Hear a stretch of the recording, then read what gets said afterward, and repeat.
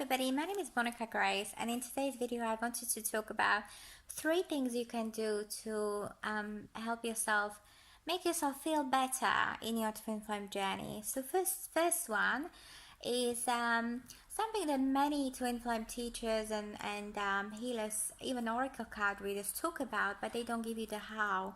And in this video I wanted to sort of address the how a little bit more.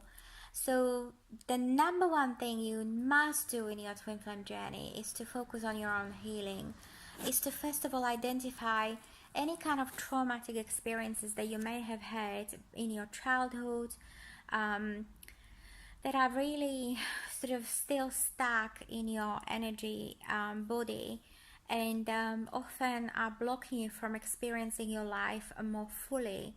You know, it could be abuse, it could be emotional, mental, spiritual abuse. It could be that you may have experienced some sort of rejection or mistreatment in your childhood, or your expectations, your needs, emotional needs have not been met. It could be that you have created sort of limiting beliefs based on how your parents or carers or sort of people in the society and environment treated you, and this is not your fault. We all go through that, and it's really easy to sort of identify and reprogram. So anywhere where you hold the energy of lack, not enough, where you feel like you can't, you're not allowed, you don't belong, you don't have the ability to do something, anything basically that stems from fear, it's likely being a belief that has been programmed into you from your parents, who may have felt that way about their present circumstances at the time, or it may have been teachers or grandparents, or who constantly talked about lack, not having enough of something, or being scared of something, and basically operating from a place of survival and fear. And we all have gone through that, simply because of the our evolution. Like when you think about it, even when I think about it, my own grandparents come from the times of war, so they would have experienced a lot of traumas in their lifetime, and a lot of lack, a lot of fear, a lot of loss and abandonment and what have you, that they've sort of embodied into and integrated into their energy field, and they simply sort of shared those views with their own children, with their own grandchildren, through talking, sharing experiences, and kind of as children, between the time we are conceived and the age of about 7, we are in a very hypnagogic state, which means that we are absorbing information from the environment like a sponge, and forming beliefs about our own value, our own identity. And if these beliefs that we are kind of absorbing in are negative, that will have a dramatic impact on what we are later on going to experience in our own life, what we're going to allow ourselves to have, because it will simply be an energetic vibration, or thoughts or beliefs hold a vibration, and the vibration attracts similar vibration into our energetic field like a magnet, simply through the universal laws, the law of attraction. So you need to, the best thing I can suggest here, as far as focusing on your own healing, is to go through your life timeline and identify scenarios in your childhood where you felt most rejected, hurt, unloved, scared, unsafe, not allowed to do the things that you really wanted to do. And you will know this intuitively, you will know this. Like, to give you a very basic example, I consider myself somebody who is very creative. I love to be creative. I love to draw, paint, create jewelry. I have my own little jewelry store, and it's something that comes to me really naturally. But the belief of my parents was that artists, they don't make any money, they are poor, so they really forced me to go down the route of studying business, marketing, management, instead of what I intuitively wanted to do is to pursue the arts, and become a designer. And it's kind of, you intuitively already know where your parents have blocked you out of their own fears of lack, not enough, or anything else. So you'll be able to identify these scenarios, and you may simply start shifting the energy and reprogramming yourself in a way, a conscious way. It's not the most effective way, but it's a start. So what I mean a conscious way, so we have three levels of the minds and three levels of a programming operating system. One is the conscious way, is the reason, logic, justification, data, and all conscious mind operate at the capacity of about 5%. 5% sort of in terms of influencing or external reality. So this is why when you understand, like, how many of you have read a book or been to a seminar, done a course, and yet you haven't been able to shift and reprogram yourself for what you wanted instead? It's because your conscious mind understands it, but there is another mind called subconscious mind that operates at the capacity of 95%, controls all of your body biology, your thinking process, your behaviors, habits, beliefs. And if you have a contradiction between your conscious mind and your subconscious mind, you will simply not be in alignment, and you will have blocks in your energetic field, which means that any kind of manifestation that you will attempt to create, to do in your life, will be that much harder, and often will not happen at all, because you simply have contradiction between your conscious and subconscious mind. And this is really the work that I've chosen to do. I specialize in energy healing, in energy psychology therapy called Psyche, that helps people to reprogram their subconscious beliefs and really remove any kind of self-sabotage, any sort of limiting beliefs from their energy field, and also help them to release trapped emotions from their energy field that have been blocking them from sort of experiencing the kind of life they really would like to experience. And because the subconscious mind operates at the capacity of about 95%, it processes something like 4 billion sets of information per minute. It's ginormous. You can't even compare that to the conscious level of the mind that only controls about 5% of your actions. Like, for example, imagine yourself in a scenario where you're watching TV, phone rings, and you're writing something down. You can only focus on like maximum 3 things at a time using your conscious mind, logic, reason, because it's simply not built for the extensive functions that the subconscious mind holds. Your subconscious mind, on the other hand, holds all of your beliefs. It controls your body functions, your blinking, your hearing, your senses, your digestion, your blood circulating, your heartbeat, your lungs, everything, your entire body system. So if you genuinely are serious about healing and reprogramming yourself for what you want instead in your life, including ascending through this twin flame ascension path in a fastest possible and most enjoyable way, I highly recommend you to book a session with me, and I'll be thrilled to assist you in your healing journey and help you reprogram yourself for what you truly desire in your life. So that's number one thing, focus on your healing. Number two, what you can do to really help yourself feel better and shift your perspective on this twin flame journey is to embody the understanding of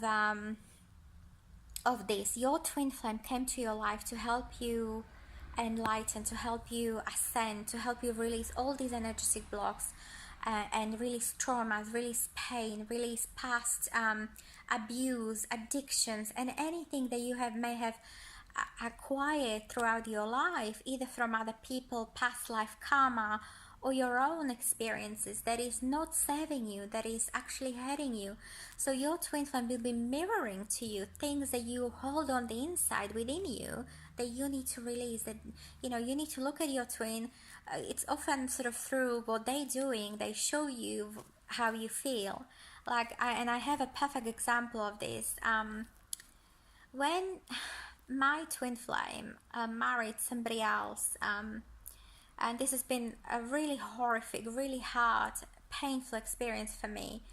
I only then, seeing him committing to somebody else, my lesson from that experience was loud and clear, because I already knew I have to keep looking towards me and within me to see what am I holding within myself and where I need to heal.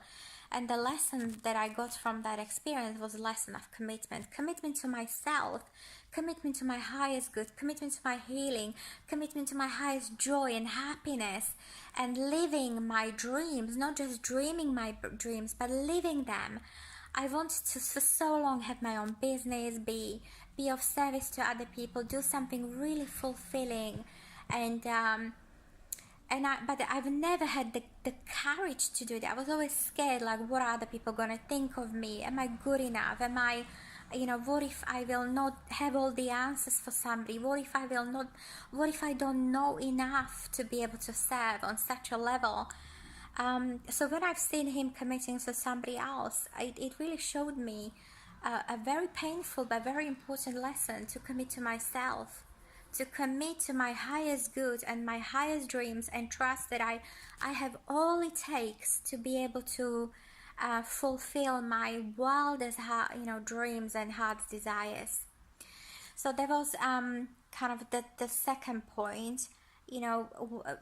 On one thing, sorry, I haven't actually said the second point yet, but one thing you can say to your twin flame is, I support you and you are free. The reason why you need to say to them, I support you, is because they are going through their own lessons and they are mirroring to you what you need to heal. So they're actually helping you and giving to you all along, even if you don't see anything in the physical. And the reason why you need to really set them free is because we twin flames, we are here on this earth to embody unconditional love and teach other people about unconditional love. And unconditional love is really freedom. I really see it as a when you love somebody unconditionally, you want them to be, do, and have everything that's true for them in order for them to grow and evolve and experience life the way they dream of and the way they imagine, because that's unconditional love. That's genuinely unconditional love at the highest possible level, when you set them free, but in your heart you still choose to love them and honor that love. But you know that you need to set them free because they may have chosen certain lessons to master in this lifetime in order for them to grow and evolve. So so this is the second point.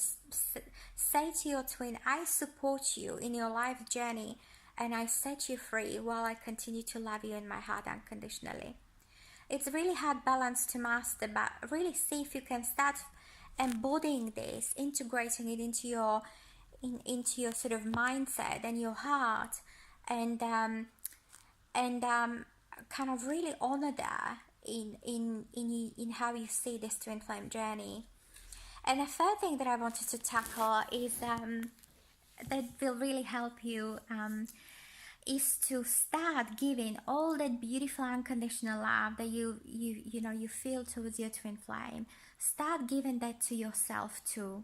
It's enormously important. But I know so many twin flames and so many of my clients basically look to their twin flame as a god. They put them on this pedestal and they treat them with the highest love and care and give them all the attention, but they are not giving the same to themselves. And trust me when I say, your twin flame will never respect you if you don't respect yourself, if you don't give to yourself first. And the saying, you need to fill your own cup first before you can fill somebody else's.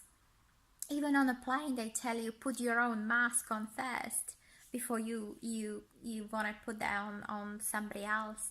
And it's very true, because we need to learn how to love ourselves unconditionally first and foremost, before we know how it feels, what it feels like when we see ourselves as the only divine partner, we've ever looked for. I know from my personal experience, I was looking for love outside of me, if from all the possible external places, people, materialistic things, experiences. I was looking for love in all the wrong places, and the only place I ever needed to look into was my own heart. To love myself unconditionally, to accept myself unconditionally, to feel and embody the fact that I am enough for myself, not for my twin, for myself. And this is why it's so important, because when you do that, your energy will shift tremendously. And often at this very point, when we really fully have integrated and we embodying the unconditional love towards ourselves, often or twin, the dynamics between the twin or twin flame will shift, and they will start seeing us the way we see ourselves, with love and respect, and looking up to us as the goddess or god that we are. um, so it's tremendously important that you really genuinely commit to your own healing, that you commit to giving the unconditional love, respect, support, and acceptance, full acceptance towards yourself first. So I hope these 3 tips will help you in your twin flame healing journey. And just to summarize once again, so the step number 1 was to focus on your own healing, and I've talked about the subconscious level of the mind healing, which is crucial. I'm a qualified energy psychology coach. I can help you with that if you would like me to help you reprogram your limiting beliefs, shift your energy, remove energetic blocks. I'd be thrilled to assist you in your healing journey. Step number 2 was to, the 2 things you can do in your twin flame dynamic, and that really sort of catapult you onto a whole new level of understanding of what this twin flame journey is about. And that is, say to your twin flame, I support you, I love you unconditionally and honor that within my heart, and I set you free. You're free to be, do, and have and experience life on your terms in order for you to grow. And the third point was on giving the unconditional love and support and full acceptance to yourself as well. And first and foremost, really, because they will help you to ascend so much faster, heal, and really step into your joy, your full power, and even purpose. So I'll leave it here, and if you would like to connect with me, please take a look at my website, see if I can assist you with any of the sort of healing sessions that I provide, and I'll be really thrilled to support you in your ascension mastery. I send you all my love and blessings, and wish you a beautiful day. Namaste.